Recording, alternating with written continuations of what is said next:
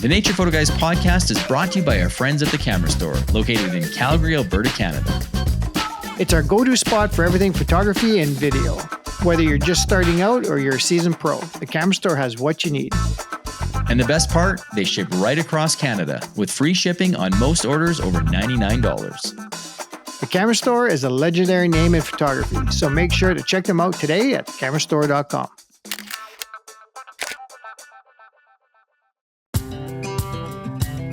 Welcome to the Nature Photo Guys podcast, where we talk about nature photography, from gear to our philosophies and everything in between. So grab a cup of coffee, sit back and relax. You're listening to Joe Desjardins and Chris Gibbs, the Nature Photo Guys.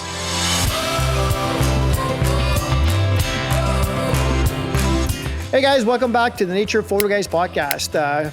We are recording part 2 of a session we had just done with Beyond the Wild. Yeah, so if you haven't seen the first part of this episode yet, go over to their channel on YouTube, Beyond the Wild podcast.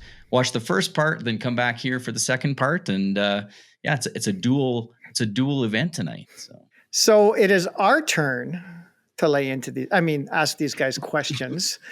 The first episode was, let's just say we're going to be a lot nicer than you guys were with us. So it wasn't that bad. No. It's a Canadian thing. It was, yeah, sure. You guys are nice. Nice. We're so nice. But we will let them introduce themselves first to our viewers. Absolutely. Well. So they've got 30 seconds. And Mark's got 28. 28. Yeah. That's right. So Ron, go. I was looking at my timer. Sorry. Ron Hayes. I am from Wyoming, wildlife photographer from Wyoming, biology degree. That's kind of how I got into this. Nice. And met Joe the first time, I believe, in 2018 in central Alberta. Yes, you did. Had a good time photographing some bears. Yeah, absolutely. Mr. Loftus. Yeah, I'm Jason Loftus. I'm a local from Utah. I've been doing photography now for probably about 10 years with any seriousness. And I love to shoot large ungulates and bears and all kinds of critters to small game. Love waterfowl as well. Those are kind of the things that I tend to focus on. I appreciate being on the podcast with you guys. The other thing I would say is I did meet Joe and Chris for the first time a couple years back when I was up in the Canadian Rockies. And so I chatted with them before via social media and stuff, but just two great dudes and really appreciated the opportunity to get to meet you guys and looking forward to this very nice podcast as well. Absolutely. Well, thanks for joining the nice podcast. There's a new spinoff, Chris. The Nice Podcast. The Nice Podcast. As opposed to what's theirs. Yeah, right. You found out we were gentle, even. Gentle. The Gentle I'm Podcast. Afraid of. Yeah. The Gentle. And Mark drinking drinking pop. Gone. Yeah, guys. Thanks. This has been fun. The first part was hilarious. Good for the laughs. Absolutely. I have 28 seconds, 25, 24, 23. 18. I have been a professional photographer since 1995. I love photography. I love everything about storytelling, sharing adventures. Publishing has been my career, and now it's publishing and tours. I've had the privilege of spending time with Joe and Chris in the field and love it. You guys are great. Your energy is great. Your podcast is fun. Always enjoy seeing who you have on and the conversations you have. And I'm over my time. We had a side bet. Hey, shh. We didn't declare a monetary bet though, did we? Hey, I took part of that action too. I think we all did. Yeah, we all did. Oh, you guys. All right. We all know you too well. That's kind of it in a nutshell. Okay. Give me one more minute, guys. Just give me one. crazy. That's right. Oh, you guys, maybe tell everybody a little bit about your podcast. How many episodes you got, and how long has it been going? I don't know what episode we're on, actually. 50 something. That's bad. So we were previously, all three of us, at different points in time, sometimes at the same point in time, I guess, we're on the Wild and Exposed podcast. That ran for 7 years, and we were about 200 episodes on there. This one we started January of 2024. We went live, I believe. Is that right? Yeah, Mark? I think so. I think we were a little later than that. I think we went live. We were recording then. March. Yeah, Right, we were recording then, January, February. Yeah. And yeah, so we're about 50 now. We started 59 2 a tomorrow. month. Oh, really? Nice. Yeah. We started 2 a month, and we've kind of transitioned, trying to do 4 a month now. It's more difficult this time of year in the fall. Yeah, For sure. absolutely. Yeah, everybody's getting ready to go. No, I totally get that. Happy you guys started back up again, though. Kind of missed, the Wild and Exposed podcast, because Chris and I have been listening forever. And then when you guys came out with Beyond the Wild, it was like, We were all in anticipation for the first episode. We're super stoked. So happy you guys are back, and sharing your adventures and stories, and super stoked. And we're super excited to get this episode, this part 2 going, because man, do we have questions for you? So. And Nice. 3 great guys too. Don't forget. Yeah, I guess we'll mention that too. Yeah, and photographers, great guys, and photographers, great. That's right. photographers. That's right. Okay, That's right. all right. Can we start with the questions?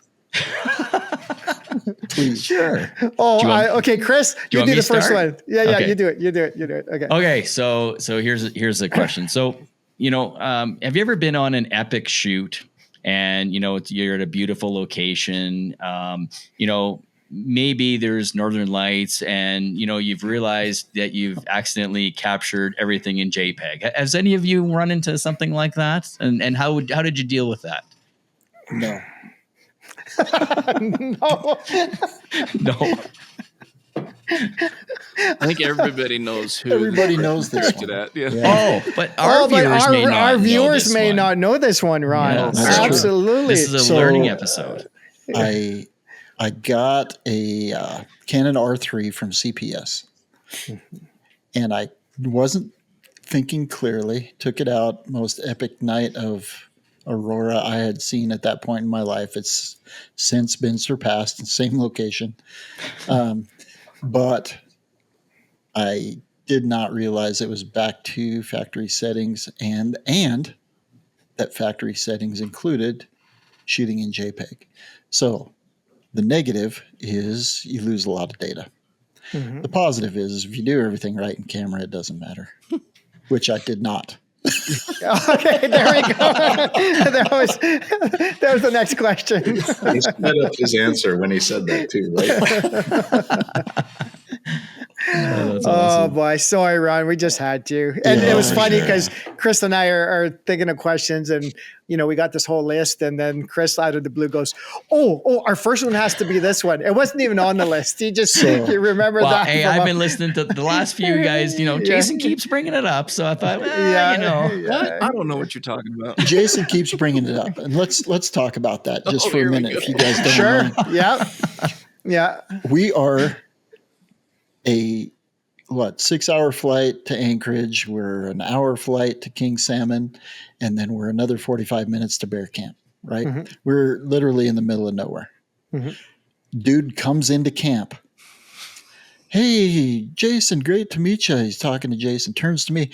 Oh man, did you shoot in JPEG? Oh, jeez. Was this a stranger? It was to me, yes. Not anymore. We know each other now. He knows how I feel about that question. So, no, I'm just kidding. And then at the end of camp, right, the float plane comes out, drops off the next group. The 3 of us that are leaving initially are getting on the float plane. Oh, man, Ron, Jason, great to meet you. Did you shoot in JPEG? Oh, jeez.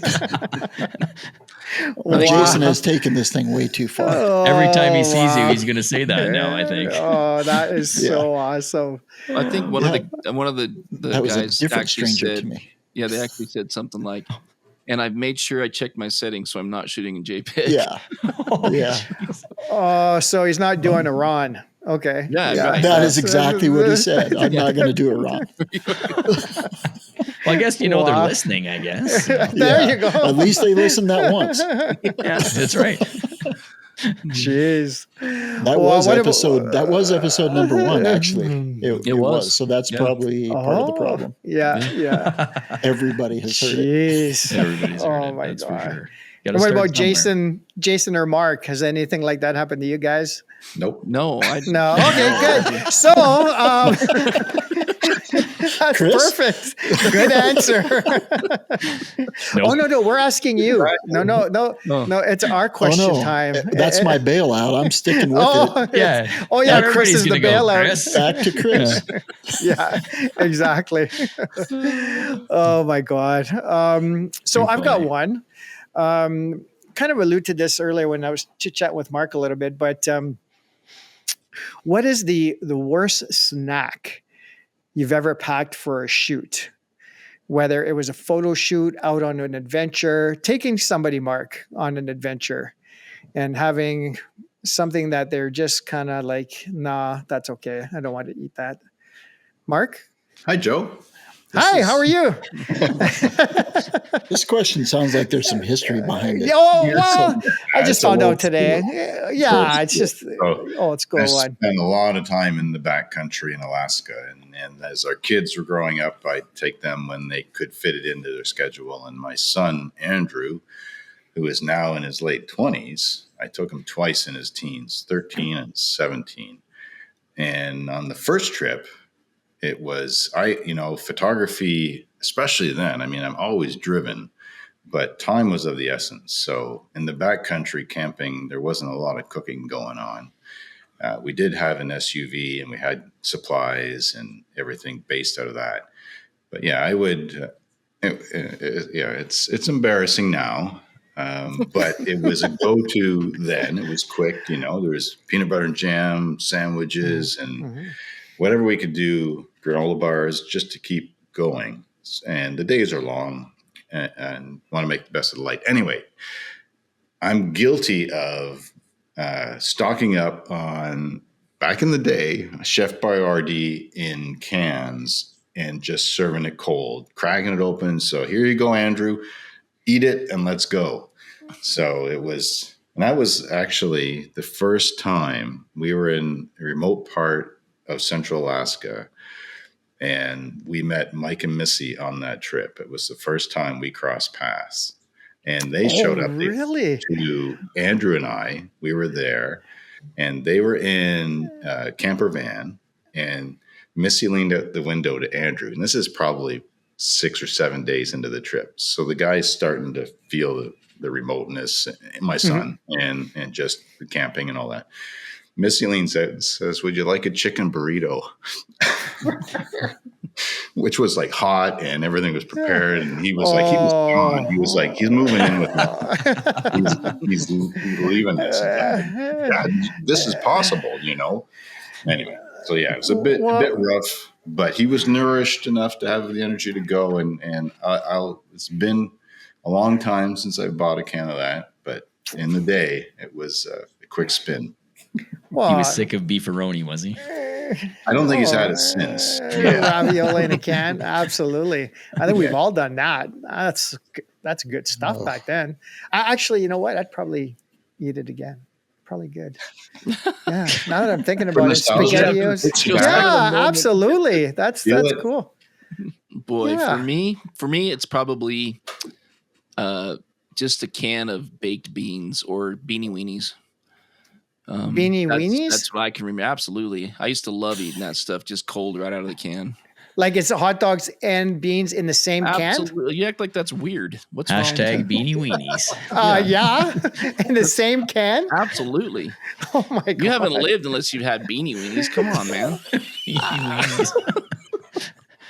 I didn't know that was such a This is thing. a legit thing. There's Absolutely. worse. Like in a can. Okay, no, I know. Like you chop up hot dogs and you put them in, your beans. I didn't know Mac and cheese or something. No. This is they had. preloaded. Preloaded. I'm Interesting. actually looking that up. I'm calling you beanie weenies. I like it. Be careful Wow. what you're searching for. Hey, they're still good. They're still. You're right. Careful, you type that in. Wow. Okay. And Mr. Ron, do you have some other made up food? No, actually, everything I've ever taken into the field is good.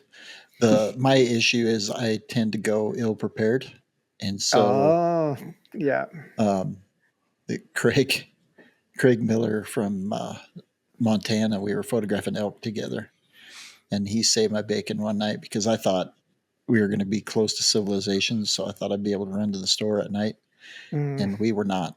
It was about a hour and a half drive to anywhere to get food, and so Craig hooked me up with dinner one night, and other than that, we went to.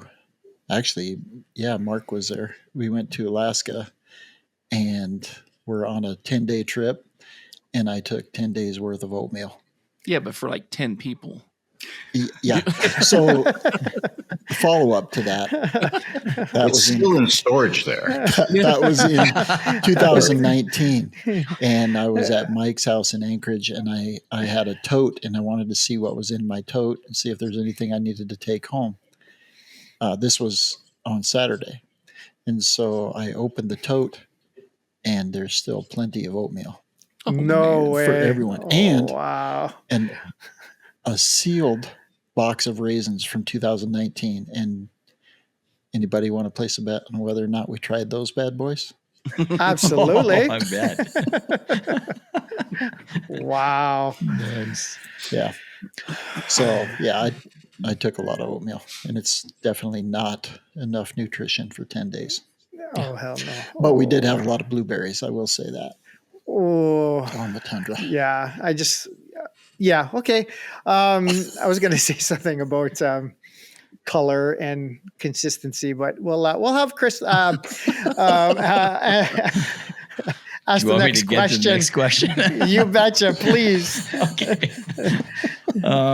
Okay. So, what is a wildlife encounter that made you put down the camera and just watch? Or, as photographers, is that even something we can do? I do that a lot, actually. I mean, Oh, good for you. Yeah. you get to the point where it's something that when we went to Svalbard, when Jason and I went to Svalbard, it's something that I was very conscious of because it was my first polar bear encounters, or would be my first polar bear encounter should we encounter one, and we did. And the first time I watched a lot, but I'll tell you the most jaw-dropping thing that's ever happened to me, and Mark was on this one too. We came around the corner to National Glacier in Glacier National Park. And we came around the corner to National Glacier, and everybody was talking on the boat.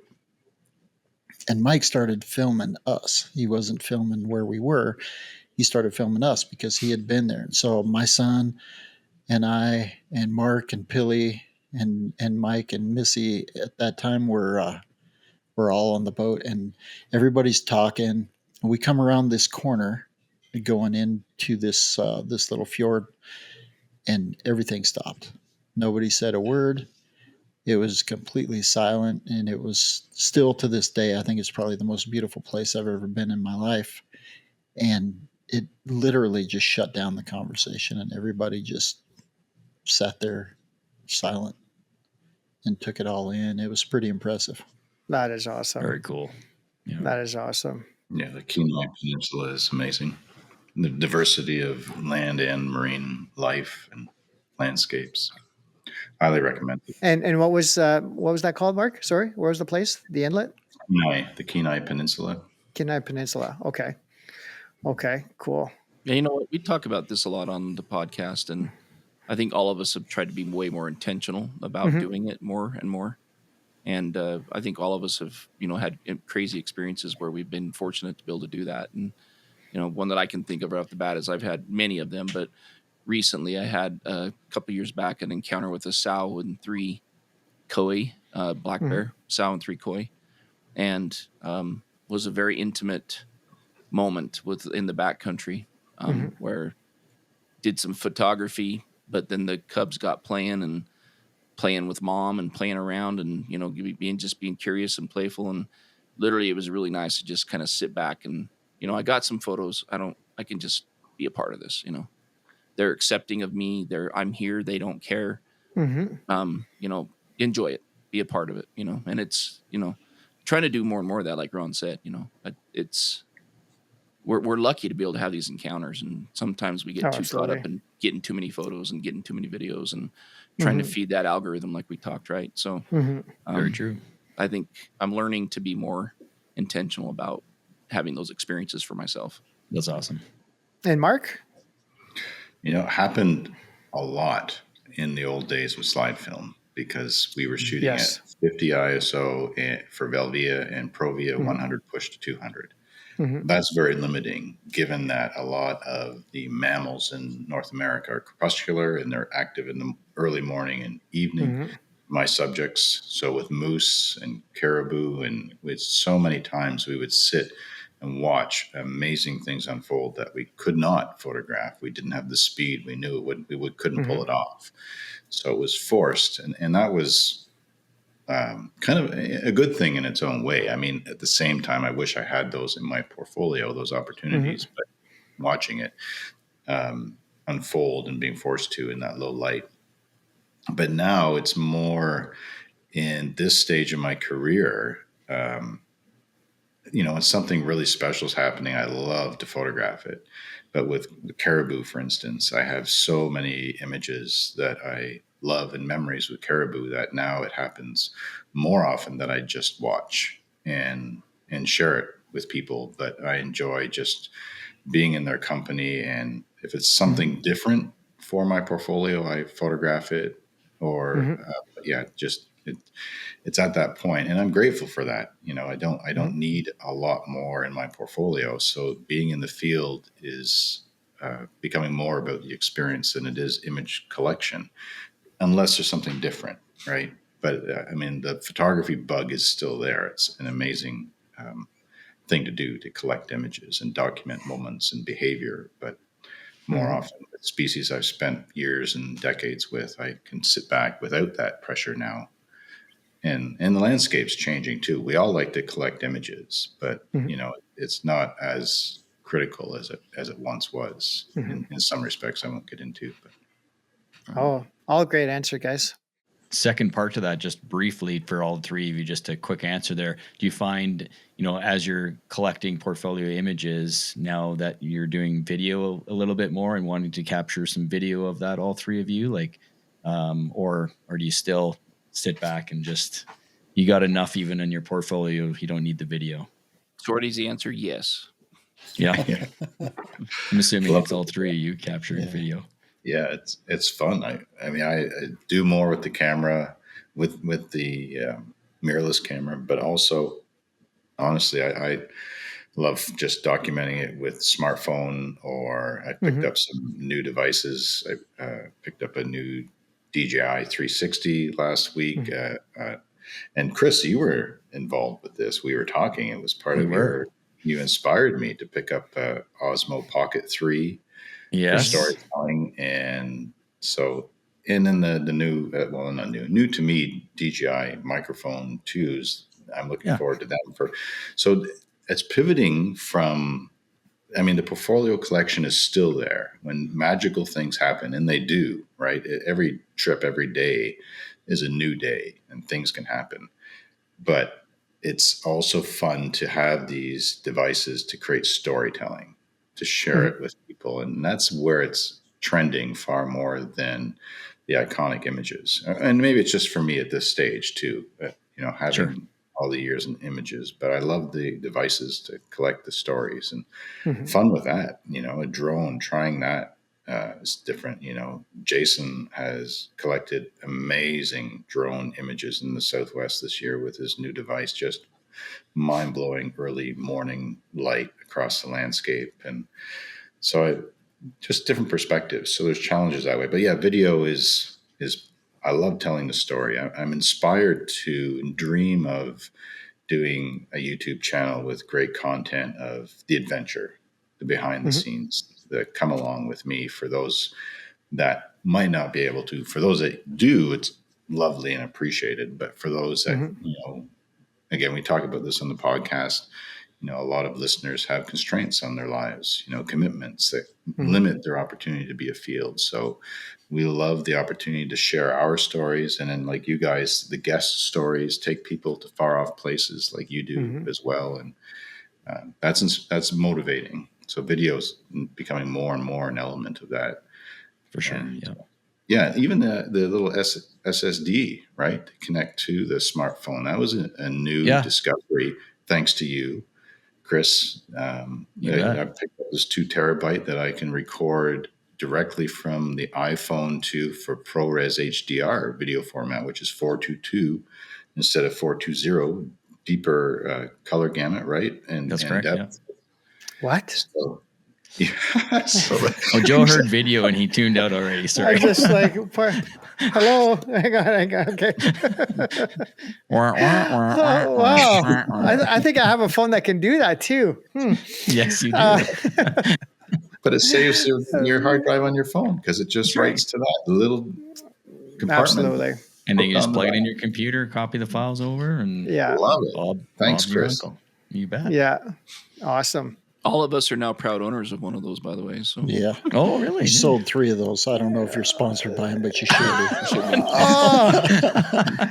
So is it should have been one of the external SSDs with a USB-C? Like, Lexar Pro, right? Or Lexar? No, I don't even know. You have one different than mine, so that's awesome. It looks really nice. So yeah, that's great. Yeah, those are awesome. We just want to take a quick break to give a shout out to our title sponsor, The Camera Store in Calgary, Alberta. The Camera Store is where we go for all our photography and video gear. Whether you're a beginner or a seasoned professional, they've got you covered. Plus, they ship right across Canada with free shipping on most orders over $99. You can find everything you need at thecamerastore.com. Yeah, I think video it's a lot easier to tell a story in some respects. It's a lot harder to put a story together than it is with still images, but it's easier to tell a story of a moment with video because you can take a still and sometimes you just can't communicate necessarily what the emotion or whatever was going on at the time. And if you catch a video clip, it's a lot easier to tell that story. And that's, I started with video with just a cheap handy cam just because I wanted to document, and kind of coming full circle, coming back to that with the new mirrorless technology and the things that we're able to do, even handheld. It's opened that door a little bit more. And there was even one time, when we were on a recent bear trip, Jason and I, and there was one time where I don't even remember what it was, Jason. But I said, are you getting stills? Because I thought if one of us got it was literally in cat mode. I don't remember if it was fishing or if it was cubs or what it was. It was literally in fishing bears. Yeah. Yeah. And I was like, you get stills. I'm going to try to video this. Yeah. He asked me like he didn't know. Are you doing stills? I'm like, of course. I knew. I just wanted to. Yeah. No, it was good. It was a good clarification, though, right? Yeah. And I know, Joe and Chris, you guys do that quite a bit too. You've talked about it. And, oh yeah, it's guaranteed. You're doing stills, right? Yep, Chris. Yeah, is doing video. Nice. Yeah, guaranteed. As long as we're both capturing in some way. Something, for sure. Right. Yeah, absolutely. But just because for podcast content and the YouTube stuff, we would have both to be able to put together, and you can do that when you're there together. But it's tough to switch back and forth when you're on a solo trip or you're at a location by yourself. It's a little bit tougher. So we tried to kind of tag team that. Yeah, For sure, oh, yeah. absolutely. The struggle is real. I still don't know what to do, which button to press when I'm out there because, like you Record said, button. the record button or the shutter button. Just capture right? it some way, one way or the other. As long as you're capturing it, it doesn't matter. So, Right. Well, yeah, I mean, yeah, 40 frames per second. I guess you could shoot photos and video at the same time, right? Sure can. You could just add all those images together to make a video. What is your guilty pleasure photo subject? So something you don't really want to admit to as far as shooting photos. Be careful. I said guilty pleasure photo subject. Mark, get back down there. Mark Come covered on. This is a friendly family show. So I think I have an idea for Mark. I know Mark, for those that don't know, has a separate Instagram channel. Which one? And Mark Yeah, right. really enjoys shooting dogs, Oh, right? you know what? I spend part of the year, the spring, so it's interesting that the gentleman that I spent a lot of time with early in my career, a great human being and photographer, Robert McCaw. We did a lot of trips. He did everything nature. He was a generalist. He did it exceptionally well. And I, with my background and my passions, it was the large wild mammals of North America. And they have their seasonal best as far as activity, the landscape, the habitat, and how they look. So springtime, I love seeing the songbirds, as I've talked about on our podcast, and everything nature. That's closest to my heart. But I don't photograph songbirds and dragonflies and try to market them in the real world. So I had in university, I had a gentleman come into my life as a German Shepherd. I had dogs growing up. I had a Shetland sheepdog I was given at 2 years old. He lived till I was 15. A great friend and companion. And you know, dogs are always happy to see you. It's positive energy, and they're intelligent. And so when I was in university, I always loved Alaskan Malamutes. They're a fantastic breed. I love the North. I love the ruggedness, the hardship, the cold, and these robust canine dogs of Alaskan Malamute. And I have met some that have been well trained, but typically being a Spitz breed, if you let them off the leash, they're gone. Whereas a German Shepherd, their mentality is to please their owner, to be best friends. And in university, I got a German Shepherd puppy and trained him. I mean, he was with me for unfortunately only 10 years, but he knew what I was thinking. We were so close. I didn't have to give even verbal commands, and had him till our kids were born, and a great dog. But I even had the breeder of, I think it was the Rin Tin bloodlines in Texas, reach out to me to see if she could breed to him. He was such a photogenic dog. But unfortunately, he had bone spurs in his front elbows, so I never did that.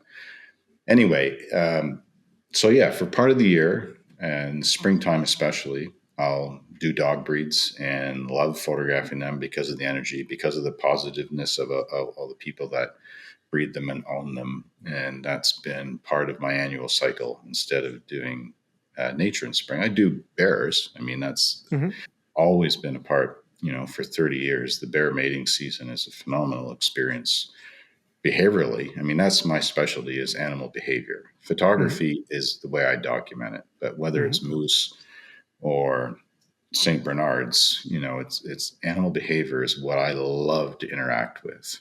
And so, yeah, the dogs take up a part of my year that way, and are fun to interact with and play around. And yeah, it's always been, it's a direct experience. I enjoy it. Nice. That's awesome. Jason, your guilty pleasure photo subject. Yeah, it's funny. I've been thinking about this because there's nothing that I photograph that I feel ashamed of or wouldn't talk about, right? So I think for me, it's something I probably don't post very much of, but I really enjoy it, is hummingbirds. Oh, nice. Oh, yeah. I think they're super challenging, and especially when you're not shooting them off a feeder or something. Mhm. There are a couple places here at certain times of the year in Utah that you know, with specific flowers and such that you can go photograph them, you Mhm. know, truly in the wild. Not that I am against the feeder or anything. It just adds another level of, you know, complexity to it. Mhm. So that's probably what I'd go with. I don't know. I mean, I love photographing all the things I mentioned before, but Oh, absolutely. I am becoming more and more a person that loves to photograph what's in front of me, you know? Oh, So, great. No, That's absolutely. awesome. Yeah, nice. Yeah, for sure. For sure. What about you, Ron? People. People, portraits, boy, you went I- there. I knew you were going to specific go portraits. Yeah, Jason thought I was going to say birds because No. him and Kelly were making fun of me in Alaska. Oh, bird photography with Ron. What is it with birds, right? I mean, We just want him to admit that he's a birder. That's all. It Oh. creeps wrong up with on that. you. It creeps up bird on you nerd. after your 50th birthday. is that what's happening? Birding creeps up on you for sure. It does. I'm Is that a what's living happening? proof. I just said hummingbirds, right? So Wow. Yeah, no, Oh, but oh. I don't like photographing people. But I do. You know, wildlife has never complained. They're always on time. I hear you. There's no bear's uncle is ever over my shoulder telling me what I need to do and what I don't need to do. Mm, But I enjoy it for people that I know. yeah. So like absolutely. kids that my kids grew up with, or I grew up with their parents, and we know each other, and so I'll photograph people, but Mhm. I wouldn't say it's a guilty pleasure. Yeah, I might have worded that incorrect. Like, you know, I guess what I was thinking was, you know, a photo subject outside of the norm for you, Yeah, as that's definitely opposed to outside the norm for me. Do you do yeah, weddings as well?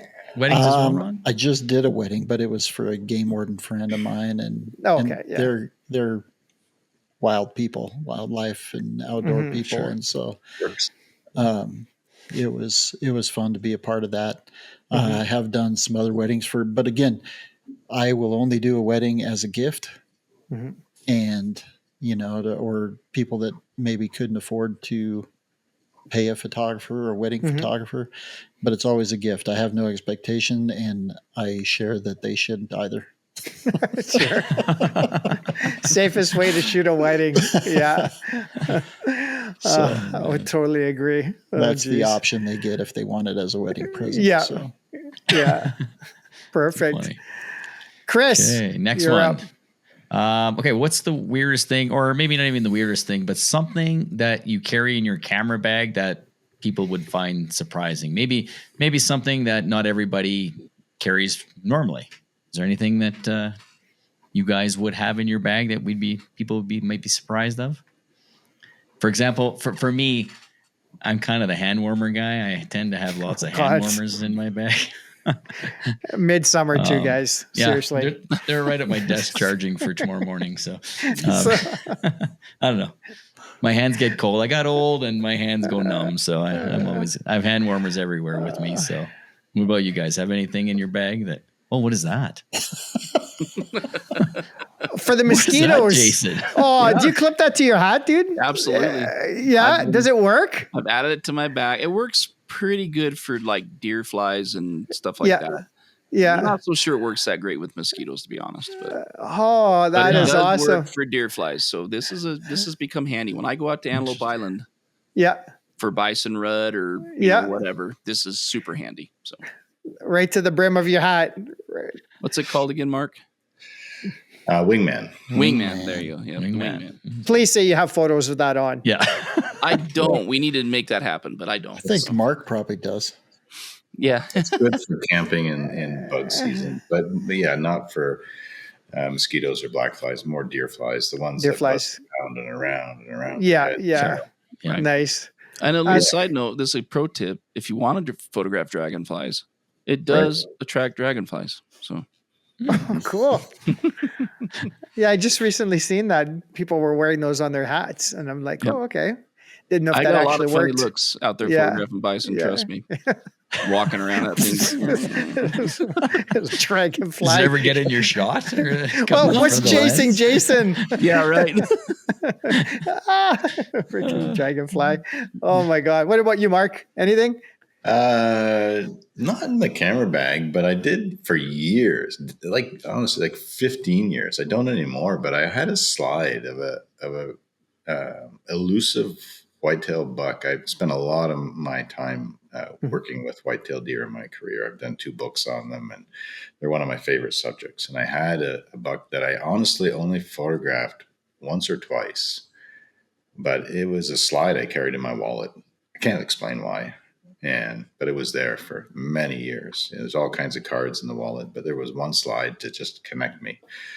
That's cool. Yeah, absolutely. It was an experience that you captured that, it just kind of, Very cool.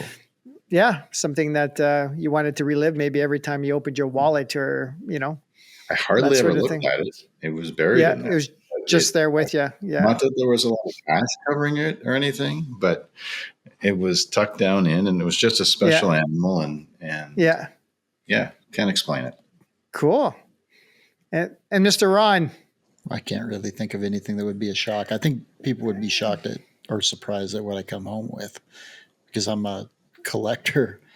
And, like when we were in Alaska, we went and photographed moose one day, came with a big patch of moose hair that I found. We tie flies or walking along the tundra, and I gathered up a bunch of grizzly bear or brown bear hair.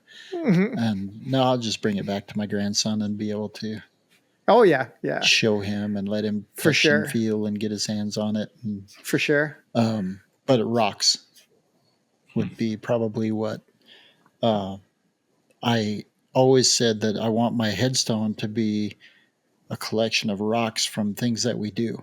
And so if I was in the mountains with my kids, I would bring a rock back, something that was just unique. And all of those kind of have memories attached to them. For sure. So, yeah.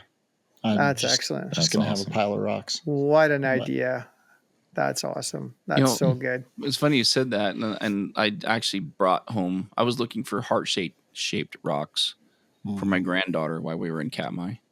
And I found a couple, so I'm actually looking forward to giving her as a little gift, right? Wrote a little note on it for her and everything. But yeah, anyways, so it is kind of fun. It might be a new tradition for me to look for those heart-shaped rocks for. Absolutely. She's a little rock hound. 4.5 years old. Turned out to be a good deal for me too, because it gave me an excuse to throw rocks at Jason. Yeah, it was good.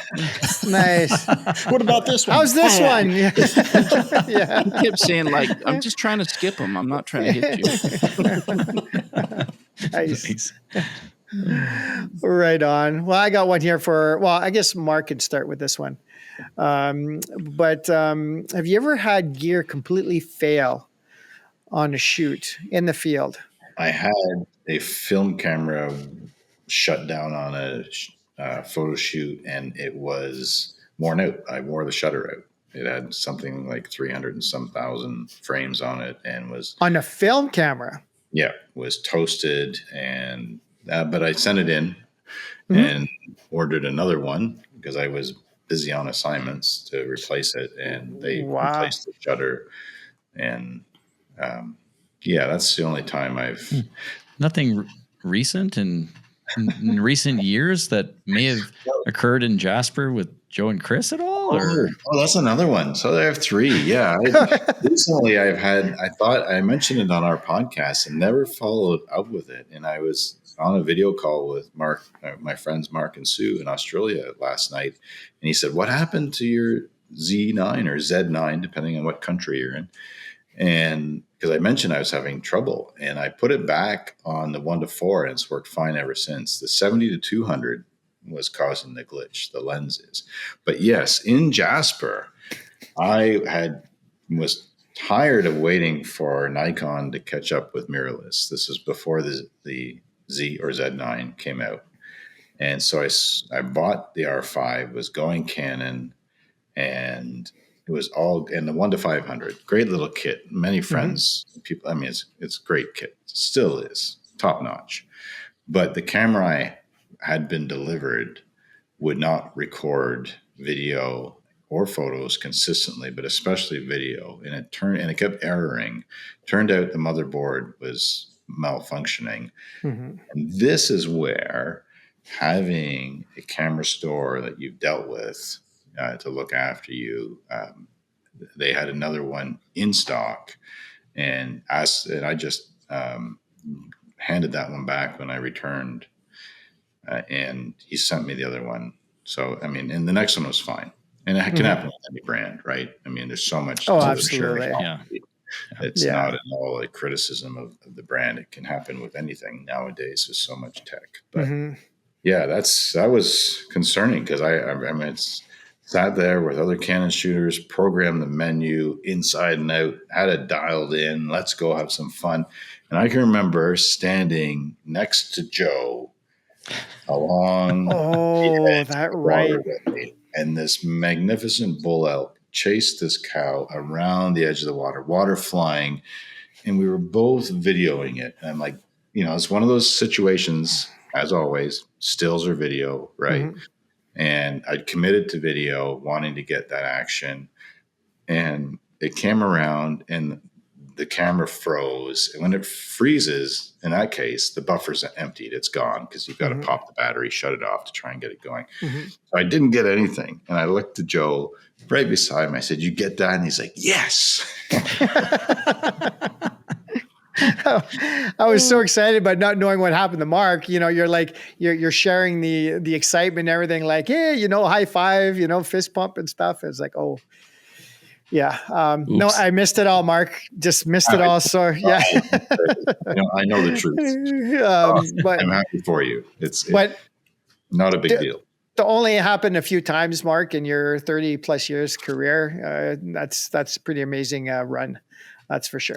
30, Joe, just 30. Thank you. 30 plus years. No plus. 30 is good. Yeah. 30 is good.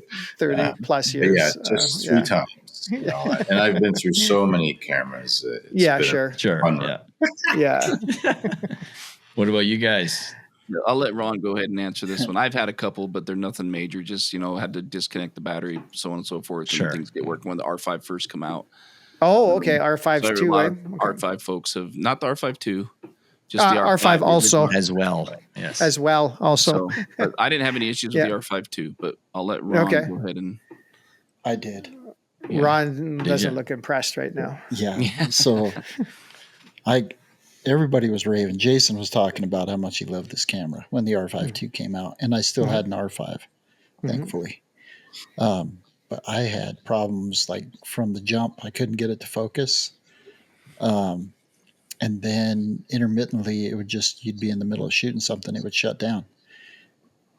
When everything worked, it was the sharpest camera I'd ever seen, or the sharpest images, that I'd ever seen. And we were in Churchill, and this bear was this good-sized boar, not a giant, but he was a good-sized boar, sleeping on this beautiful red carpet of tundra and bearberries and caribou moss, And anyway, he gets up and walks right at us, and the camera shut down. Popped the battery out quick, threw it back in, shut down again. So I had lent another body to another person on the tour. I looked at her and she handed it back to me.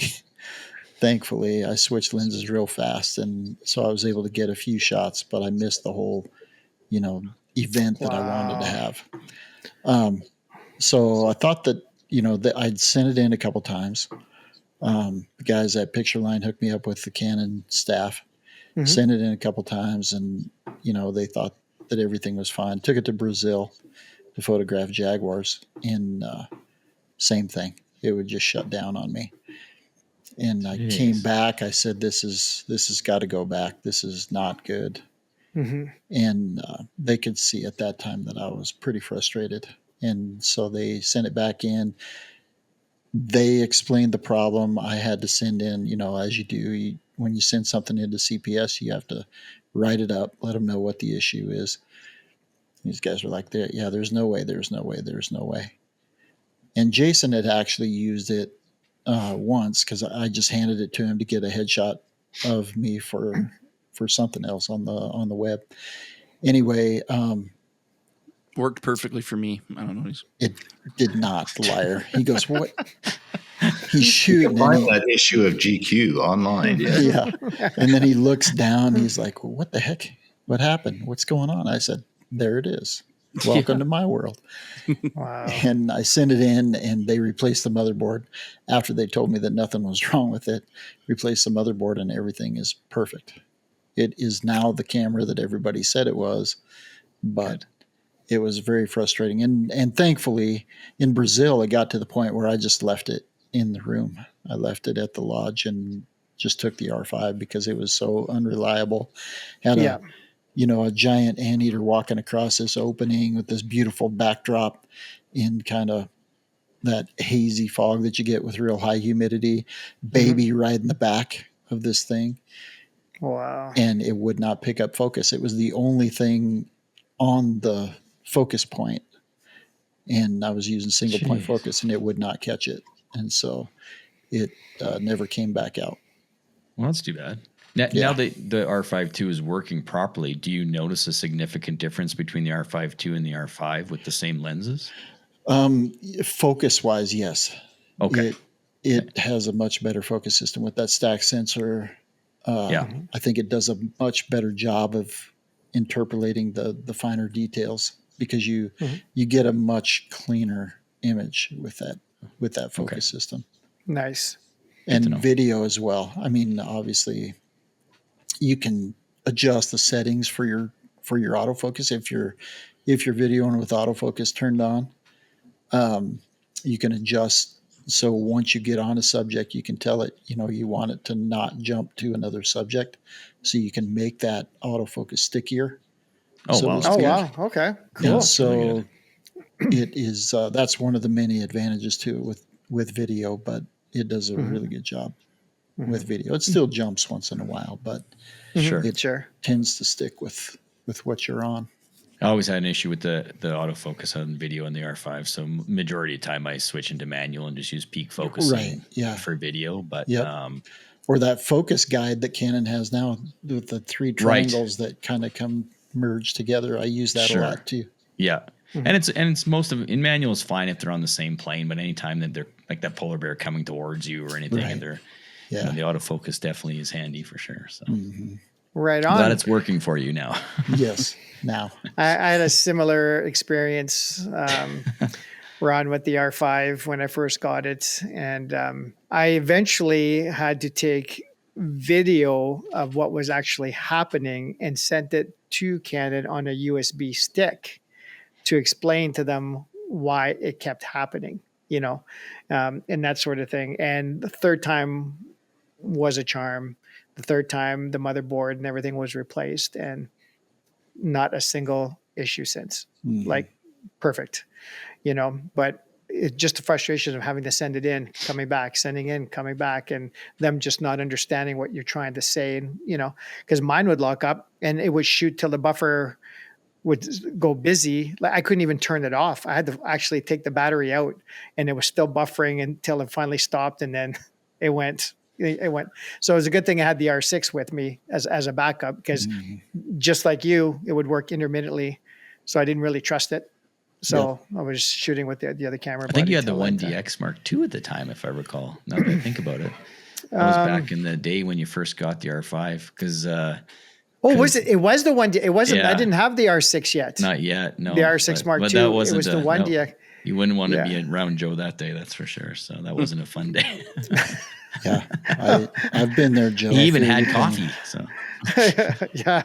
Well, let me tell you, when you spend that kind of money and things don't work out when you're on a trip, I mean, there's a good argument for always carrying two bodies, no matter what your backup is. At least you have a backup of something,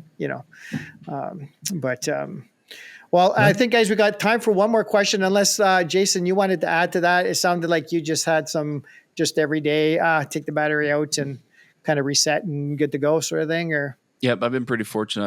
I've knock on wood, because I know as soon as I said it'll happen, but never had a card fail yet. Never had a drive fail yet. Wow. I say Okay. yet. Yeah. I say yet because I know it's coming. I back everything up and I know it's coming. But Mhm. I've been fortunate that way so far. So, and Yeah. just some minor Yeah. inconveniences. I've missed some shots because of some camera issues for sure. Oh, sure. Yeah. But nothing where I couldn't keep shooting after. Yeah, some adjustments. absolutely. So for sure. Absolutely. Okay, cool.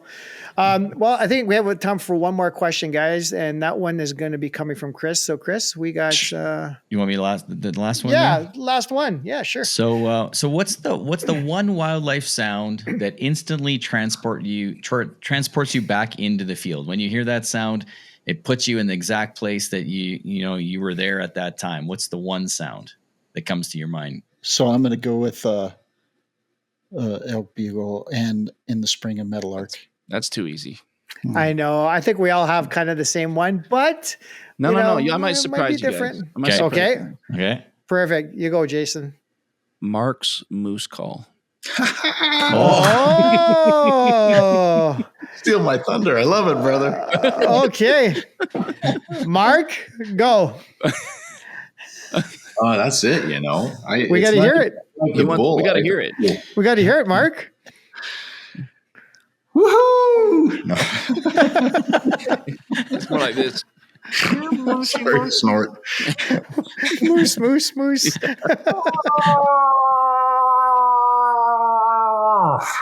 love it. That's impressive. That is wicked.